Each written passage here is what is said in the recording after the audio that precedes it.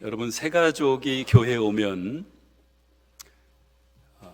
내가 이 교회 다녀야 되겠다, 앞으로 이 교회 다녀야 되겠다 이렇게 결정하는데 가장 중요한 영향을 주는 게 뭔지 아십니까?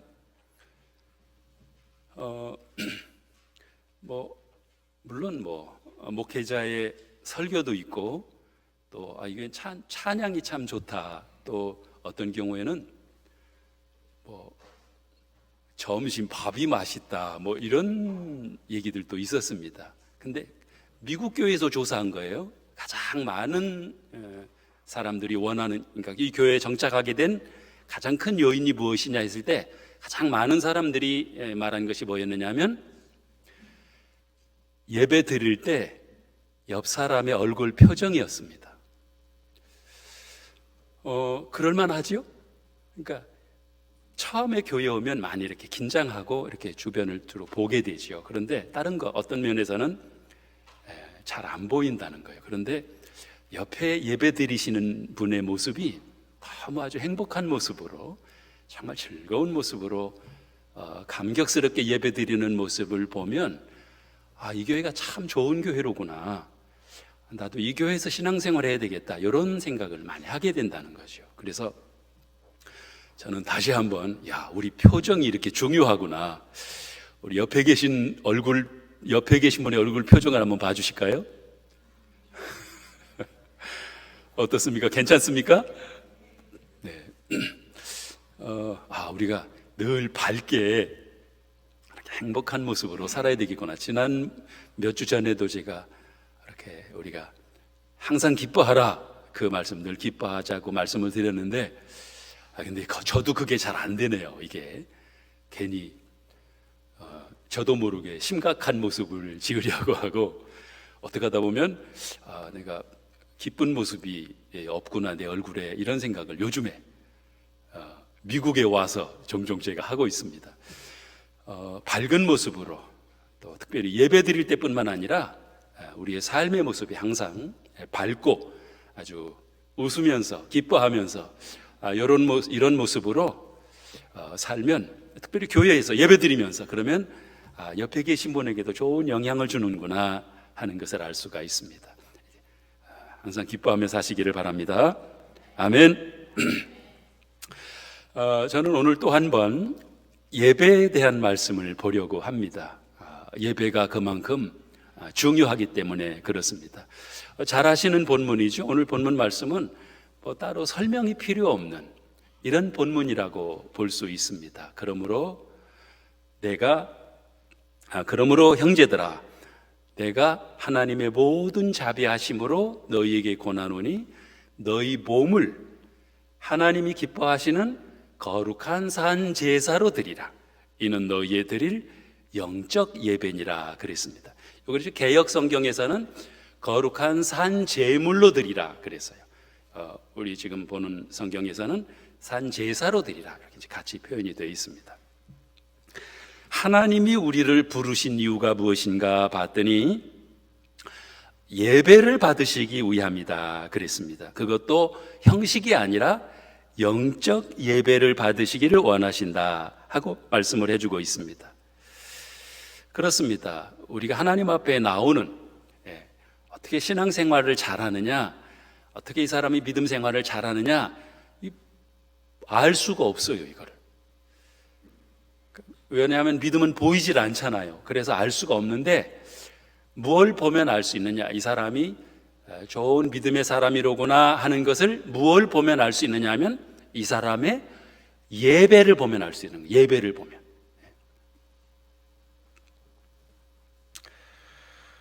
특별히 우리가 어떤 모습으로, 어떤 태도로 예배를 드리느냐, 이거는 아주 참 중요하다고 볼 수 있습니다. 어떤 연극인이 예수를 믿고 나서 이런 고백을 했습니다. 연극하는 사람들은 매일 같은 공연을 하지만 연극의 성공 여부는 시작하고 나서 15분 안에 다 결정이 된답니다. 그들은 시작하기 전에 워밍업을 하고 땀을 내고 어쩌면 이미 지친 상태에서 연극을 시작하는데, 그리고 15분 안에 이 감성 터치가 이루어지지 않으면 그러면 힘들어진다 하는 겁니다. 오늘 여러분의 예배를 한번 보십시오.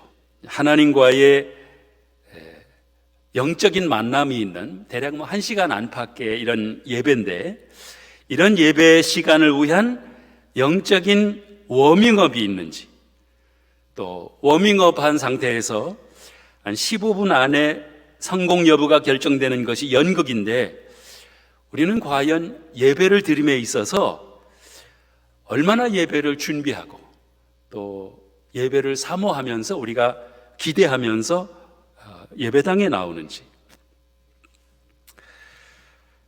예배가 무엇인지를 설명하는데 연극하고 이렇게 비교해 보면 아주 이해하기가 쉽습니다. 여러분, 연극의 3요소가 뭔지 아시죠? 학교 다닐 때 배우신 거지만 희곡, 배우, 관객 이렇게 3가지입니다. 배우와 관객이 연극에 있어서 반드시 필요한 3요소에 포함이 됩니다. 그런데 예배에도 마찬가지입니다. 예배에도 희곡, 성경이다 그러면 배우, 관객 이렇게 3요소로 나누어질 수가 있습니다. 자, 그러면 예배에서의 배우가 누구죠? 예배에서 배우가 누구냐 그러면 쉽게 사람들은 그거야 목회자 아니냐, 또 나와서 대표기도 하시는 분, 또 성가대, 또 헌금송 하시는 분, 이렇게 예배의 배우가 이런 분들이 배우 아니냐 이렇게 설명을 합니다. 그러면 예배에서의 관객은 누구냐? 그러면 관객은 많은 분들이, 관객이 누구죠? 예배에서의 관객이 누구냐고 물어봤을 때 아주 많은 분들이 그거야 우리 성도님들 아닙니까? 이렇게 얘기를 했습니다. 예배에서의 배우는 목회자뿐 아니죠. 성가대, 또 기도하시는 분, 또 이 자리에 계신 분 모두가 다 배우인 줄로 믿습니다. 여러분, 말씀을 들을 때 아멘 하시죠? 아멘? 왜 아멘 하시느냐? 물론 하나님의 말씀을 들으면서 아멘 하시지만 저도 설교하면서 저도 말씀을 듣습니다. 같이 말씀을 받는 거예요. 이제 설교자에게 제일 큰 부담이죠. 왜냐하면 이렇게 설교하면 저도 못하면서 설교할 때가 있어요. 오늘 말씀의 제목이 온전한 예배자다. 그러면 너는 온전한 예배자냐? 이렇게 질문을 할까 봐 저는 겁이 나요.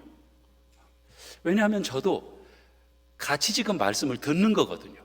저도 온전한 예배자가 되지 못하고 부족하고 그러지 못할 때가 많이 있기 때문에 나도 온전한 예배자가 하나님 앞에서 돼야 되겠다 하는 마음으로 이 말씀을 전하면서 저도 말씀을 듣는 거예요. 성가대가 찬양을 합니다. 그러면 성가대만 찬양하는 것이 아닙니다.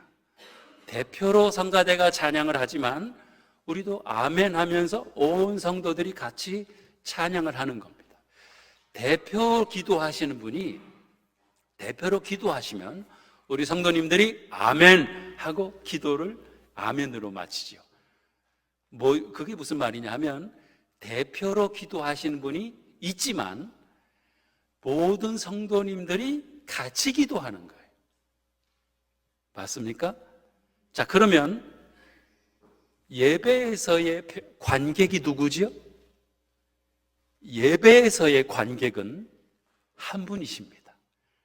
우리 하나님만이 예배의 관객인 줄로 믿습니다. 그런데 이건 조금만 생각해 보면 알 수 있는 거예요. 그런데 많은 성도님들이 예배에서 자신이 관객으로 생각한다고 하는 거예요. 그래서 예배를 보는 거예요. 오늘은 성가대가 아주 준비를 많이 했네. 준비를 많이 해서 아주 참 성가대가 찬양을 참 잘하는데 이건 뭐죠? 관객으로 있는 겁니다. 오늘은 목사님이 말씀을 준비를 좀 잘 못하신 것 같은데, 그러면 지금 배우의 역할을 자신이 하고 있는 겁니까? 관객의 역할을 하고 있는 겁니까? 관객이 되어 있는 겁니다. 평가하려고 하는 거예요. 구경하려고 하는 거예요. 보려고. 다시 말씀을 드리면,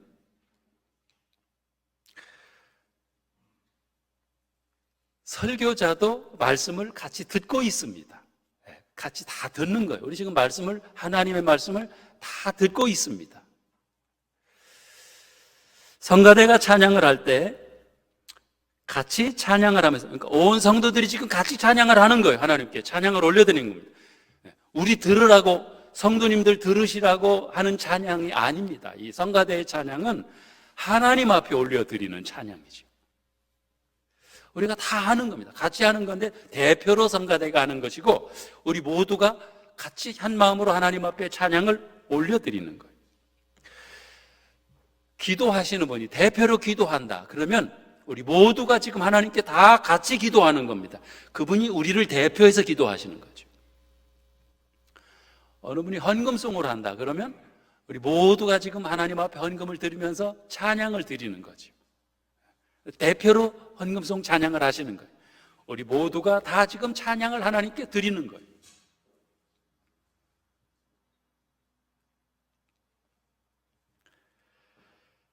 그래서 어느 분은 그러시더라고요. 왜 우리 교회는 성가대 찬양을 하고, 또 어느 분이 이렇게 헌금송을 한 다음에 왜 박수를 안 치지? 하고 이제 이상하게 의문을 갖는 분이 계셨습니다. 왜 안 치는지 아시겠죠? 우리가 관객이라면 우리가 박수를 쳐야 됩니다. 우리를 위한 찬양이었으면 우리가 박수를 쳐야 되죠. 근데 이 찬양이 지금 누구에게 올려드린 찬양이죠? 하나님께 드린 찬양입니다. 그럼 누가 박수를 쳐야 되죠? 하나님이 박수를 쳐주셔야 되는 거죠. 내가 찬양을 하고 내가 박수를 칩니까? 안 맞잖아요. 찬송을 받으시는 분도 하나님이시고 박수를 받으시는 분도 하나님이시죠. 그래서 우리는 찬양을 한 다음에 성가대든 개인이든 우리가 찬양한 다음에 박수를 치지를 않습니다. 왜냐하면 우리는 관객이 아니기 때문에, 우리 들으라고 찬양한 것이 아니잖아요. 하나님 들으시라고 하나님께 올려드린 찬양이기 때문에 우리는 박수를 치지 않습니다. 그게 이제 정확한 의미예요. 물론 그러다 보니까 박수에 익숙해지신 분들은 혼자서 막 박수를 칠 수도 있어요. 그럼 거기에다 대고 면박을 줄 필요는 없고 이상한 눈으로 바라볼 필요도 없습니다. 생각을 조금 덜 하신 거로구나, 이렇게 생각을 하시면 되죠. 그래서 분위기가 어색할 때는 되게 이제 목회자들이 그러죠. 우리 박수로 우리 하나님 앞에 영광을 올려드리겠습니다. 이렇게 하고 이제 박수를 치면 자연스럽게 박수를 칠 수가 있는 거죠. 그러니까 생각 없이 막 칠 수 있습니다. 찬양한 다음에 물론 박수 치면 하나님께 박수 친 거지 우리가 사람한테 친 건가, 이렇게 이제 해석하면서 할 수는 있지만, 정확하게 우리가 본다고 하면 하나님께 올려드린 찬양, 우리가 다 같이 찬양을 했으니까 우리는 아멘 하고 올려드리는 거지, 우리는 박수를 치지 않는 게 맞다. 이해가 되시죠? 엄격히 말하면 목회자는 여러분들이 예배를, 그러니까 배우 역할을 잘 하도록, 예배 잘 들으시도록, 은혜로운 예배자가 되도록 이 돕는 역할, 이게 이제 목회자의 역할이라고 볼 수 있지만, 그러나 다 배우입니다. 다 배우. 우리가 하나님 앞에서 다 나와서 지금 하나님 앞에 찬송 부르고, 또 기도하고, 또 말씀 듣고, 또 헌금 드리고, 기도하고 하면서 하나님 앞에 예배를 드리는 거죠. 예배자입니다. 예배자.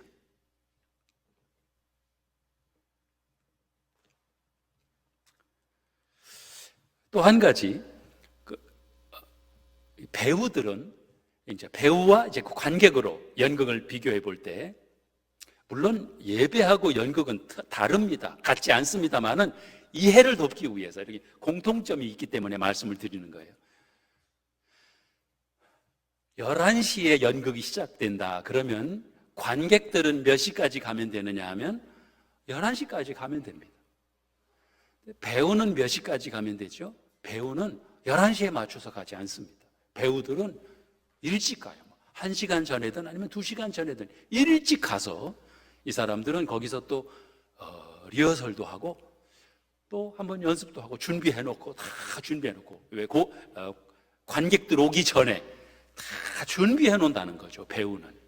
그러나 관객은 11시면 11시 딱 맞춰서 오면 됩니다. 그러니까 예배에 있어서 우리가 좀 미리 준비하고 미리 참석해서 예배를 준비해야 되는구나 하는 것을 우리에게 가르쳐주고 있습니다. 한 가지만 더 보시면 우리가 연극이든 뭐 뮤지컬이든 오페라든 이런 거 보면 어디가 제일 비싼지 아시지요? 어느 자리가? 예, 앞자리입니다. 거기서도 특석하면 맨 앞에 A석, 그 다음에 중간에 B석, 뒷자리는 C석 이렇게 나눴습니다. 앞자리는 저도 그렇게 뭐 비싼 거 가서 보지는 못했습니다. 되게 서울에서도 보니까 저희 집 옆에가 그 예술의 전당이 있어서 이렇게 보면 뭐 오페라나 뭐 뮤지컬 이런 거 뭐 많이 하잖아요. 그런데 보면은 A석은 150불, 그래서 한 200불 정도 금액이 그 정도 되더라고요. 뭐 B석은 대략 뭐 한 50불, 70불 이 정도 된다면 C석은 10불입니다. 대개 C석은 대개 한 10,000원 정도, 그 정도면 이렇게 볼 수가 있습니다. 왜 자리마다 이렇게 가격이 틀린 거죠? 관람료가? 뭐 아시죠? 앞자리에서는 연극을 아니면 오페라든 아니면은 무슨 뭐 콘서트든 이걸 준비한 뭐 배우나 아니면은 연주가 이런 사람들의 그런 표정과 또 이런 어떤 움직임 또 이러한 그 사람들의 어떤 그 표현 이런 것들을 그대로 볼 수 있는 곳이 앞자리죠. 어떤 면에서는 뮤지컬 같은 경우는 막 침이 튀길지도 몰라요. 그럼에도 불구하고 왜 앞자리에서 비싼 돈을 내고 보느냐? 그들의 어떤 준비와 열정과 그들의 어떤 그 표현을 아주 앞자리에서 체험할 수가 있다는 거죠. 막 같이 그 배우들과 같이 연주하는 사람들과 같이 느낄 수 있는 거예요. 그러니까 감격이 다른 거죠.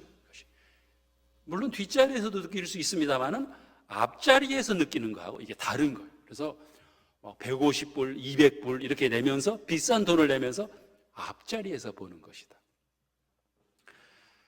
여러분, 예배에서의 어떤 자리가 중요하냐? 예배에서의 자리도 중요하다고 봅니다. 물론 사정에 따라서 물론 앞자리에 올 수도 있고 뒷자리에 있을 수도 있다고 봅니다. 그런데 여러분 잘 아시는 누구죠? 그 록펠러의 어머니가 아들에게 유언으로 남겼던 말이 바로 그거죠. 아들아, 예배 참석할 때는 앞자리에 앉아라 그랬죠. 앞자리에 앉아라. 왜냐하면 앞자리가 중요한 자리죠. 비싼 자리고 더 예배를 감격스럽게 드릴 수 있는 자리가 앞자리다.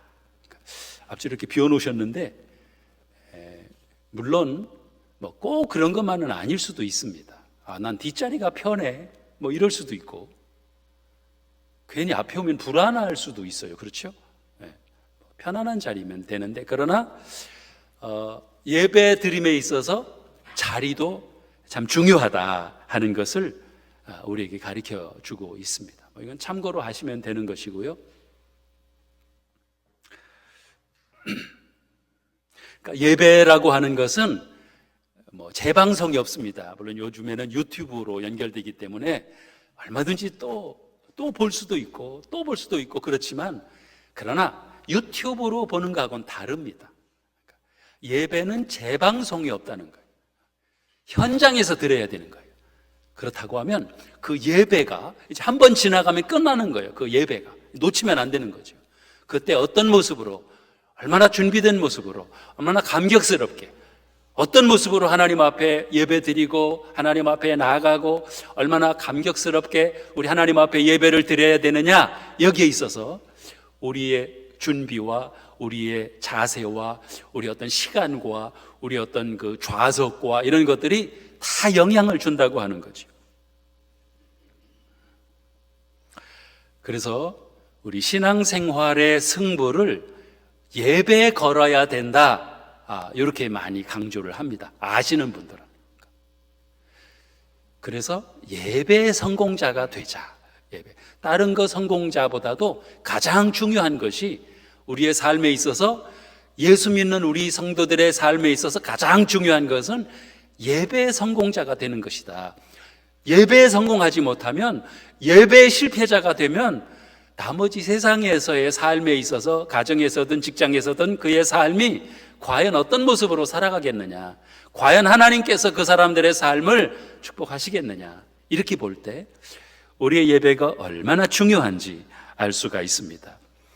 그러니까 예배에 성공하는 것이 우리의 삶에 있어서 최고의 목표가 되어야 된다.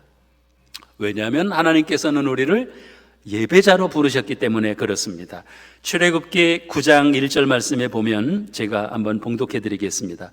여호와께서 모세에게 이르시되 바로에게 들어가서 그에게 이르라.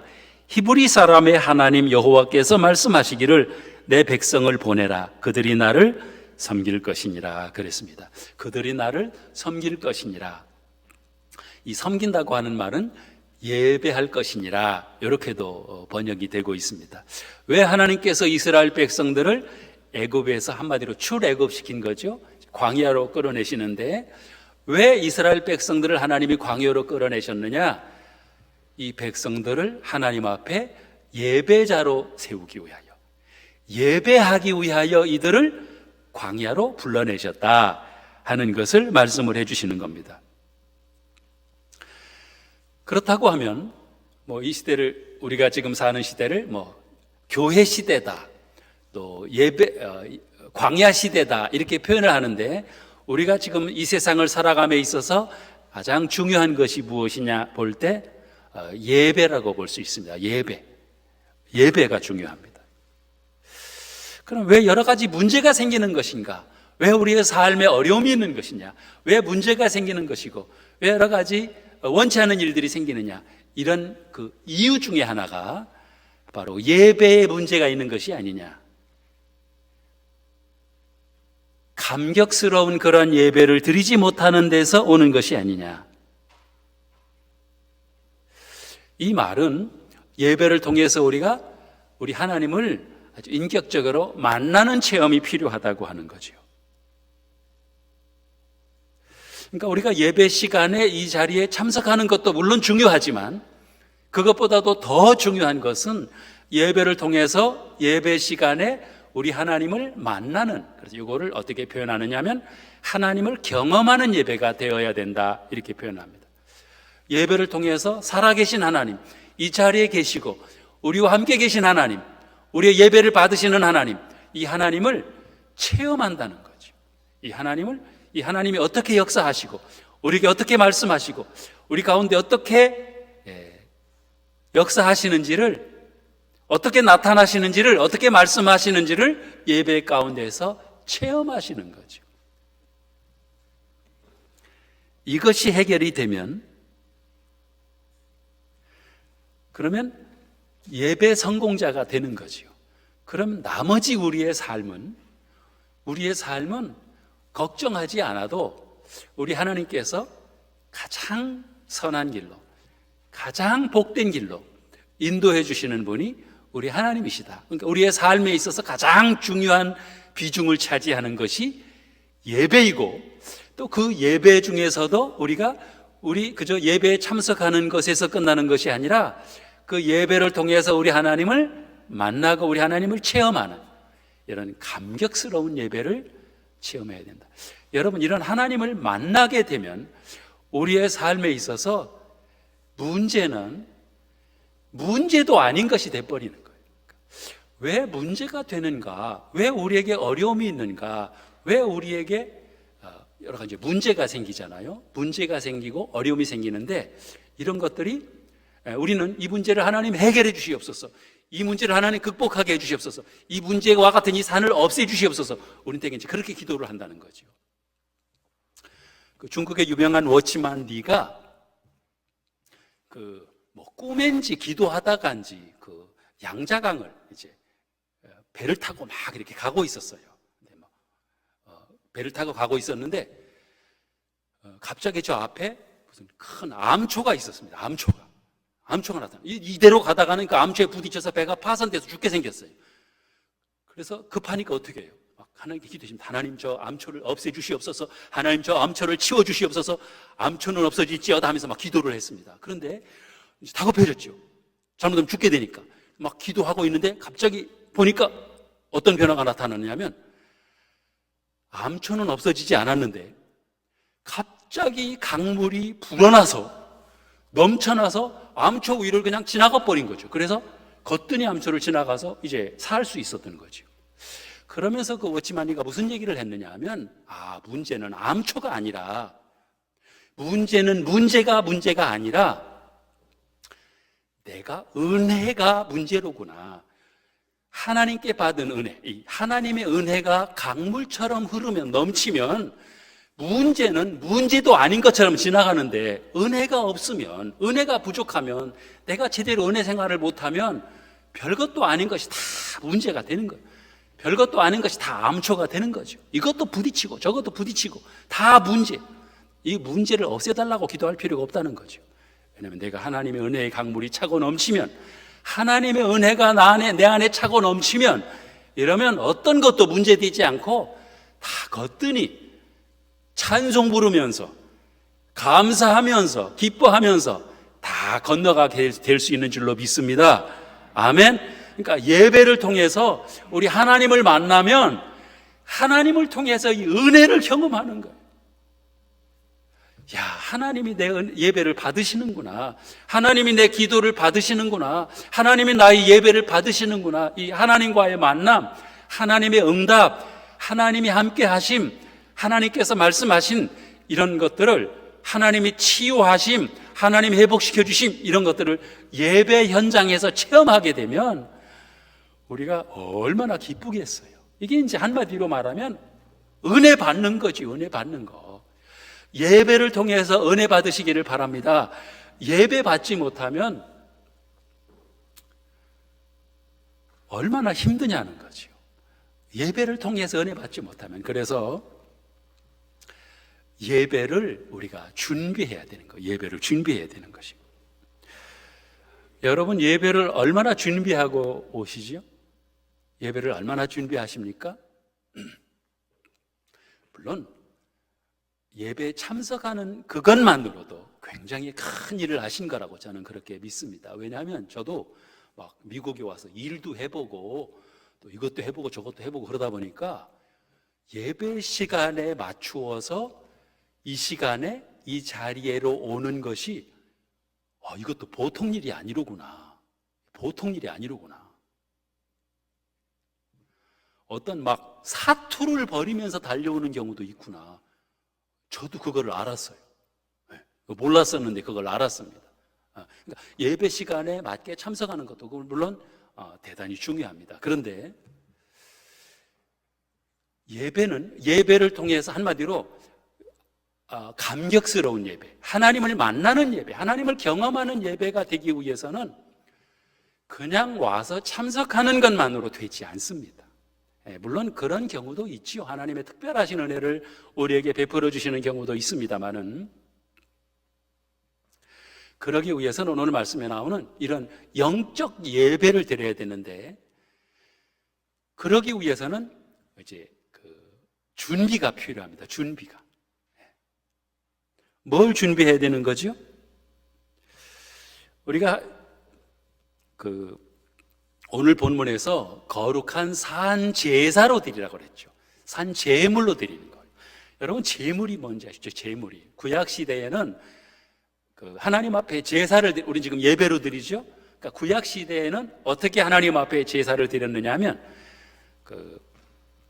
양을 잡아다가 양을 가지고 옵니다. 제사장 앞에 양을 가지고 와서 양의 머리에 손을 얹고 한마디로 안수 기도를 하는 거죠. 하나님, 제가 이런 죄를 졌고 저런 죄를 졌고 이러이러한 죄를 졌습니다. 나의 모든 죄를 이제 하나님 앞에 이제 용서받기 위해 나와서 양에게 다 뒤집어 씌웁니다. 그러면 내가 있던 죄가 어디로 갔지요? 이제 양에게로 옮겨갔습니다. 그러면 이 양을 누가 죽이느냐 하면 내가 그 양을 칼로 목을 찔러서, 어떤 경우에는 목을 잘라서 양을 죽입니다. 저도 이렇게 말로만 들을 때는 뭐 그런가 보다 했는데, 실제로 여러분 양을 잡아다가 양을 실제로 잡아서 죽이고 피가 막 줄줄 흘리고 이러는 걸 보면 굉장히 심각해지더라고요.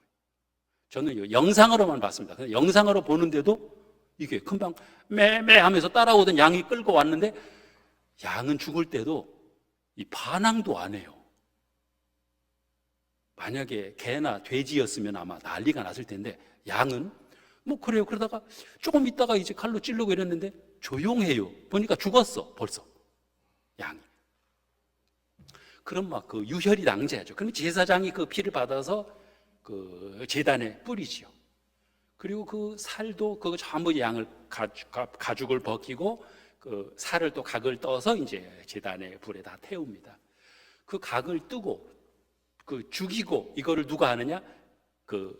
제사 드리는 제가 하는 거예요. 본인이 그렇게. 그러면서 피 흘리고 다 막 피가 묻고 다 피 각을 뜨고 하면서 얼마나 처절하게 본인이 느껴지겠습니까, 이게?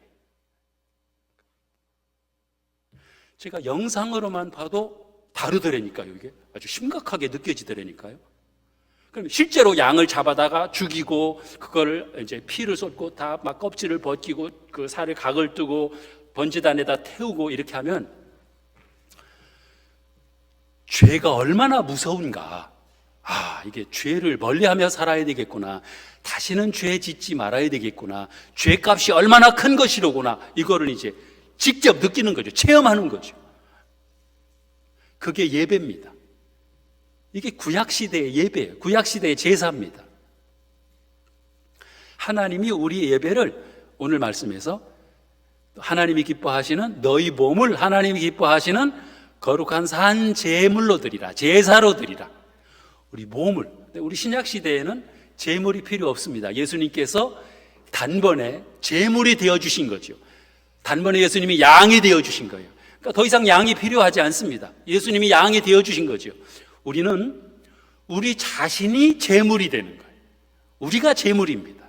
그러니까 우리 하나님 앞에 나와서 산 제물로 우리 하나님 앞에 드리는 건데, 생각 없이 나오면은 지루한 예배가 될 수도 있고요. 별로 감격스럽지 못하게 우리 하나님을 경험하지도 못하고 이렇게 드릴 수 있는데, 이제 구약시대의 제사를 생각하면서 내가 죽어야 되는데 양이 죽었구나. 죄가 이렇게 무서운 것이로구나. 이런 피 흘림이 필요하구나. 이런 방법으로 하나님이 우리 죄를 용서해 주시는구나. 그럼 신약시대에는 대신 내가 죽어야 되는데 예수님이 죄값을 치러주심으로 내가 살게 되었고, 그러나 내가 하나님 앞에 나와서는 내가 이제 제물이 되어서 우리 하나님 앞에 이제 바쳐 올려 드리는 거죠. 여기에 준비 없이 올 수 있겠느냐는 거죠. 구약 시대에도 보면 벌써 미리 다 준비해 놓죠. 준비해 놓고 미리 며칠 전에 준비해 놓겠죠.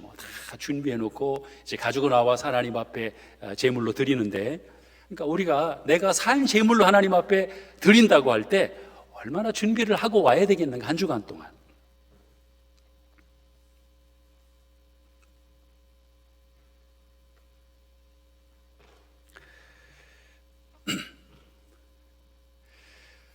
예배를 준비하지 않고 그냥 오시면은, 물론 제가 말씀드렸습니다. 그냥 오시는 것도 굉장히 잘하신 거예요. 왜? 아버지 집에 왔는데, 아버지 집에 찾아왔다고 하는 것이 굉장히 잘하신 건데, 그러나 우리가 이와 같이 예배 성공자가 되기 위해서는 영적 예배를 드리기 위해서는, 우리가 하나님과 만남의 예배가 되기 위해서는 어떻게 해야 되느냐? 준비가 있어야 된다는 거예요. 한마디로 심고 거두는 원리를 볼 때 심는 것이 있어야 된다. 우리는 예배를 통해서 은혜 받기 위해서 한 주간 동안도 준비를 하는데, 기도로 준비하죠. 봉사로 준비합니다.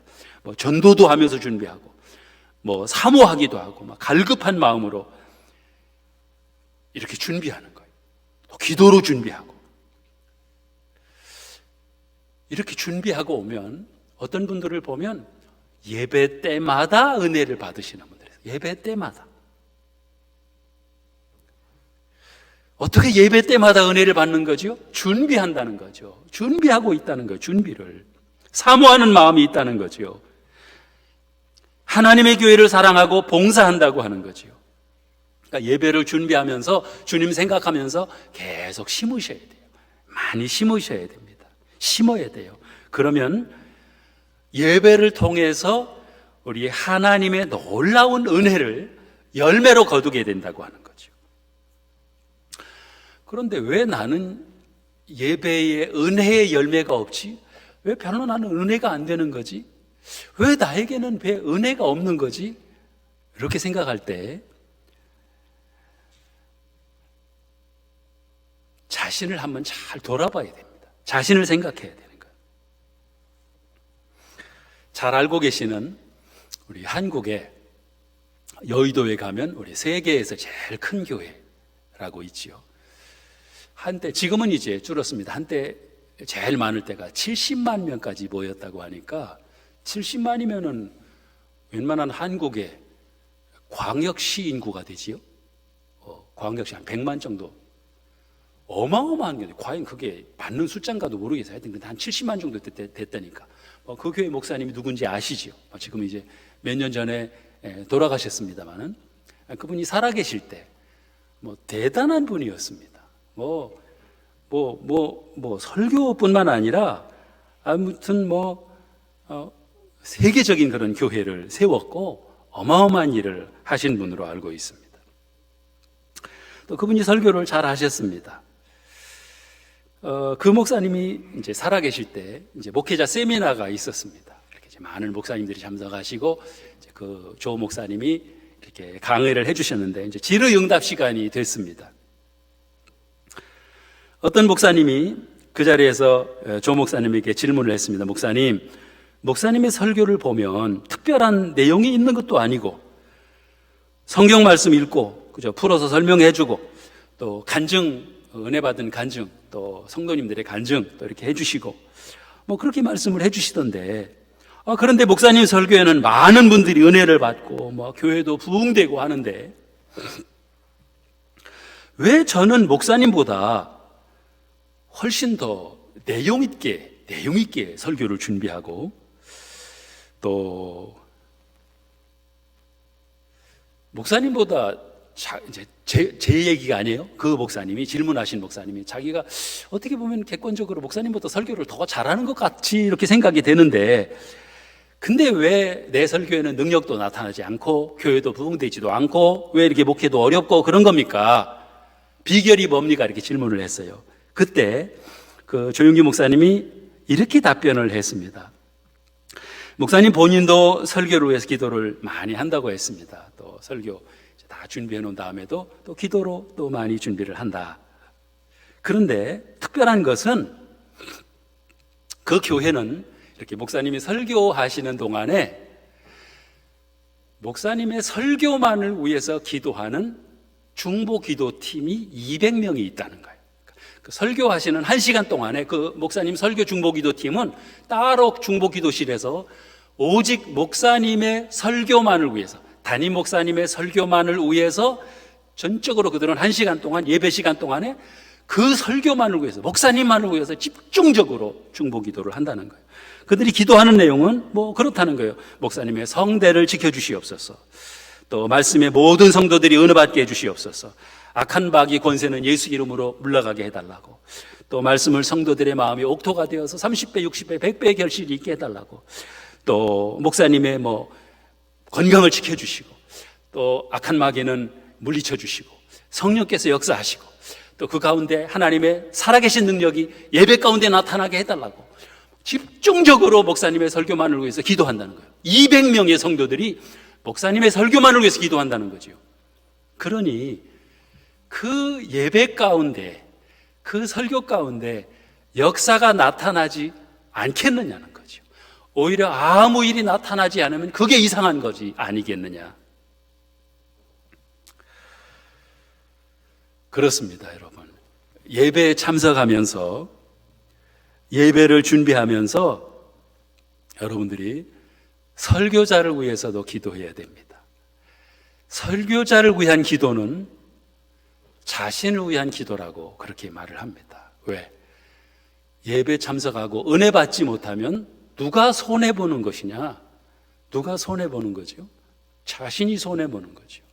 그래서 지난번에도 목회자와 설교자와 좋은 관계가 되도록, 특별히 설교자를 좋아해야 된다고 말씀드린 거는 내가 그 설교에 은혜 받고 내가 살기 위해서 기도하라는 거죠.